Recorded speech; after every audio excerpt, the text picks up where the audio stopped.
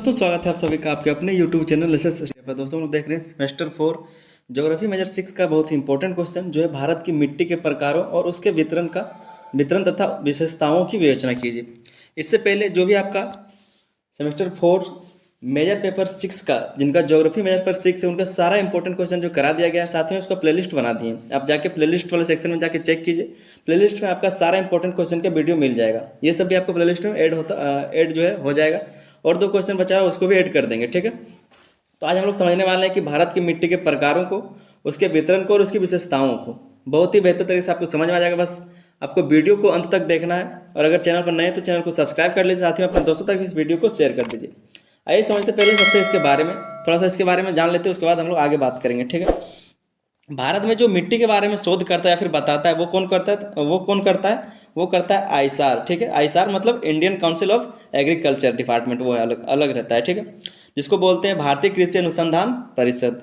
वही जो भी भारत का मिट्टी होता है उसके बारे में बताता है। और इसका जो मुख्यालय है वो कहाँ है? नई दिल्ली में। इसके बारे में हम लोग बहुत डिटेल में समझने वाले हैं कि इसके द्वारा जो है भारत की मिट्टी को 8 तरह से बांटा गया, 8 प्रकारों में बांटा गया और सभी के बारे में हम लोग बारी बारी से जानेंगे। आइए समझते हैं इसके आंसर को। क्या लिखा है कि भारत में मिट्टी का वर्गीकरण उसके भौगोलिक, जलवायु और पारिस्थितिकीय परिस्थितियों के आधार पर किया जाता है। यह विभिन्न फसलों की उत्पादकता के लिए आवश्यक पोषक तत्व प्रदान करती है, ठीक है। ये थोड़ा सा एक भूमिका लिख देना है। उसके बाद हम लोग यहाँ से जानेंगे कि भारत की मिट्टी के प्रमुख प्रकार, भारत की मिट्टी को कितने प्रकार हैं और सभी को बारे बारे जानेंगे कि वहाँ उसका कहाँ कहाँ वितरण है, कौन से स्टेट में उसका वितरण है, साथ ही वहाँ पर कौन सा फसल उगाया जाता है और उसका विशेषता क्या है, ठीक है। सबसे पहला आपका जलोढ़ मिट्टी। जलोढ़ मिट्टी क्या है? जैसे कि ये हमारा भारत हो गया, ये हमारा भारत है, ठीक है। ये हमारा भारत हो गया। तो जलोढ़ मिट्टी जो है आपका यहाँ से यहाँ तक पूरे पाया जाता है। मतलब आपका हरियाणा, पंजाब, थोड़ा सा राजस्थान का भाग, फिर यूपी, बिहार, थोड़ा सा मध्य प्रदेश का भी भाग आता है, फिर आपका पूरा पश्चिम बंगाल, फिर असम, ठीक है। तो यहाँ तक का जो भी भाग होता है उसमें पूरा जलोढ़ मिट्टी पाया जाता है। ये किससे? तो सिंधु नदी, ब्रह्मपुत्र नदी और गंगा नदी से के पानी से ये सब बनता है। पूरे मैदान को उत्तरी भारत का मैदान कहा जाता है, ठीक है। इसी के बारे में पहले हम लोग समझते हैं, उसके बाद आगे सारे मिट्टी के प्रकारों को हम लोग देखेंगे। सबसे पहला आपका जलोढ़ मिट्टी, जिसको इंग्लिश में बोलते हैं एलोवियल सोइल। इसका वितरण का अगर बात करें तो यह गंगा, जमुना, ब्रह्मपुत्र और अन्य नदी घाटियों में विशेष रूप से उत्तर भारत के मैदानों, कहाँ कहाँ? तो पंजाब, हरियाणा, उत्तर प्रदेश, बिहार, पश्चिम बंगाल और असम और डेल्टा क्षेत्रों में पाया जाता है, ठीक है। इसका विस्तार कहाँ है, वितरण कहाँ है? तो इन सब क्षेत्रों में इसका वितरण है। फिर आगे इसकी विशेषताओं का बात करें, इस मिट्टी की विशेषता क्या है? तो नदी द्वारा लाई गई उपजाऊ मिट्टी है ये। यहाँ पर जो है क्योंकि नदी के द्वारा जब नई मिट्टी लाई जाती है तो नई मिट्टी बहुत ही उपजाऊ होती है, इसीलिए इसको वहाँ पर जो फसल बहुत अच्छी होती है उत्तर भारत में। फिर दूसरा इसका पॉइंट लिखा है, विशेषता लिखा है कि यह जल धारण क्षमता अधिक होता है। यहाँ पर जो जल धारण क्षमता है मतलब जल को अधिक देर तक ये रोक सकता है, सोख सकता है। तीसरा पॉइंट है कि चावल, गेहूं, गन्ना और दलहन जैसी फसलों के लिए उपयुक्त होता है। यहाँ पर जो चावल है, गेहूं वगैरह यहाँ पर उगाया जाता है ज़्यादातर। फिर अगला विशेषता है इसका कि पोटास और चूना अधिक, लेकिन नाइट्रोजन और फास्फोरस की कमी होती है। हमारे अगर देश की बात किया जाए, देश की जो भी मिट्टी है 8 प्रकार में सभी में कुछ ना कुछ कमी होता है, जैसे कि पोटास की कमी हो या फिर नाइट्रोजन की कमी या फिर फास्फोरस की कमी। तीनों की कमी हर जगह की मिट्टी में देखा जाता है। सिर्फ यही का बात नहीं, भारत में जितनी भी मिट्टी पाई जाती है सभी में ये सब का कमी होता है। फिर दूसरा अगर बात करें, इसलिए हमारे यहाँ पर जो है भारत में अच्छी फसल नहीं हो पाती जैसा कि अमेरिका में होता है। दूसरा पॉइंट का बात करें अगर, दूसरा आपका है मिट्टी, दूसरा मिट्टी का प्रकार है वो काली मिट्टी, जिसको ब्लैक सॉइल भी कहते हैं, ठीक है, ब्लैक सॉइल। इसका वितरण कहाँ है?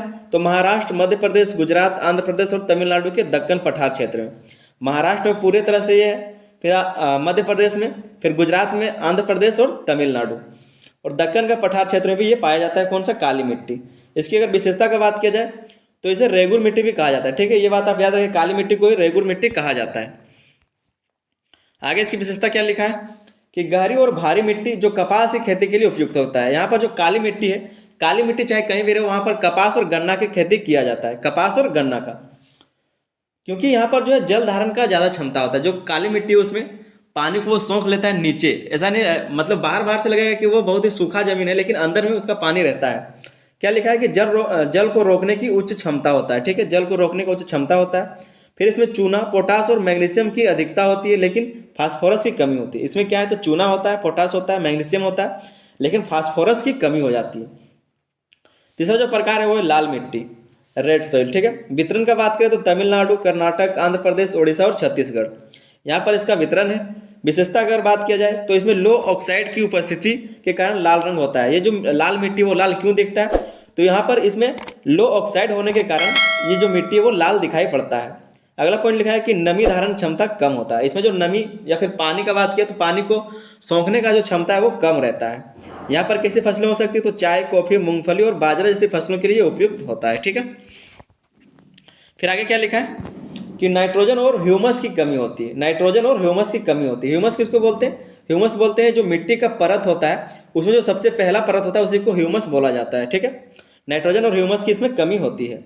चौथा जो प्रकार है वो लेटराइट मिट्टी। लेटराइट मिट्टी, इसका वितरण का बात किया जाए तो वितरण कहाँ है इसका पर कहाँ पर ये फैला हुआ है, तो पश्चिमी घाट, पूरे पश्चिमी घाट ये जो भारत का है यहाँ पर जो है पश्चिमी घाट, यहाँ पर पूरे लेटराइट मिट्टी मिलता है। पश्चिमी घाट उड़ीसा, तमिलनाडु, आंध्र प्रदेश और असम के पहाड़ी क्षेत्रों में ये सब कहाँ पाया जाता है, पश्चिमी घाट में, उड़ीसा में, तमिलनाडु, आंध्र प्रदेश और असम के पहाड़ी क्षेत्रों में, मतलब यहाँ पर पूरे गोवा तक पाया जाता है। ठीक है, महाराष्ट्र का कुछ भाग होता है वो गिनती में नहीं आता, चलेगा फिर भी।